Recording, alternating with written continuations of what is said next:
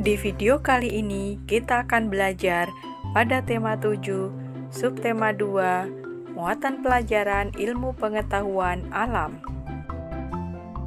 Menemukan muatan listrik pada benda. Setiap benda di sekitar kita mengandung ribuan muatan listrik yang sangat kecil. Terdapat dua jenis muatan listrik, yaitu muatan listrik negatif dan muatan listrik positif. Jumlah muatan listrik positif yang lebih banyak dari muatan listrik negatif disebut proton. Jumlah muatan listrik negatif yang lebih banyak dari muatan listrik positif disebut elektron. Jumlah muatan listrik negatif sama dengan muatan listrik positif disebut netral. Dua benda yang bermuatan listrik sejenis jika didekatkan akan tolak-menolak. Dua benda yang bermuatan listrik tidak sejenis akan tarik-menarik. Mengenal gaya listrik dan kegunaannya dalam kehidupan sehari-hari. Gaya listrik adalah gaya yang ditimbulkan oleh benda bermuatan listrik. Gaya listrik ada dua, yaitu gaya listrik statis dan gaya listrik dinamis.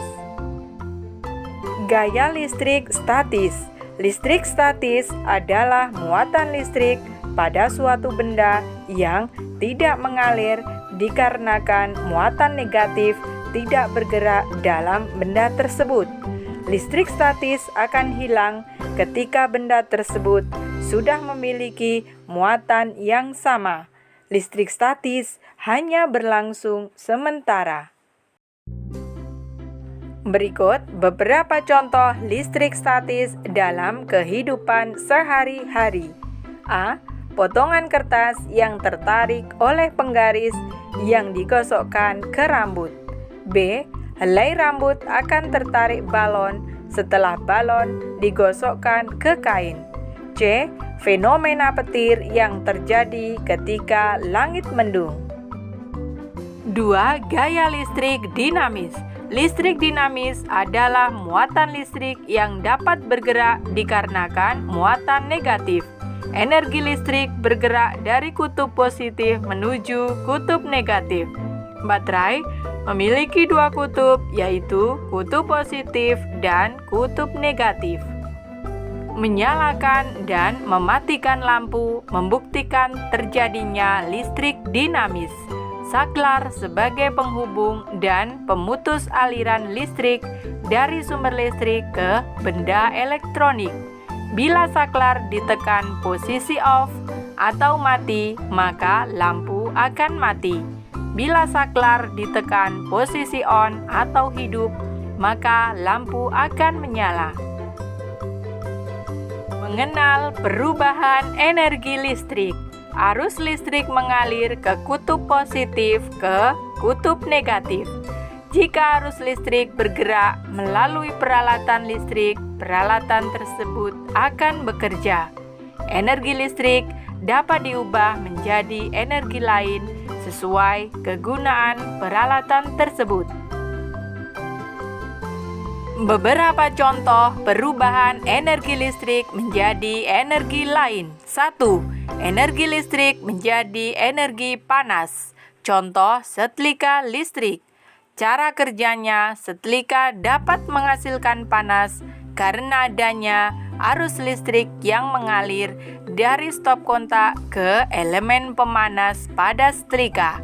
Setrika menjadi panas ketika terhubung ke sumber listrik.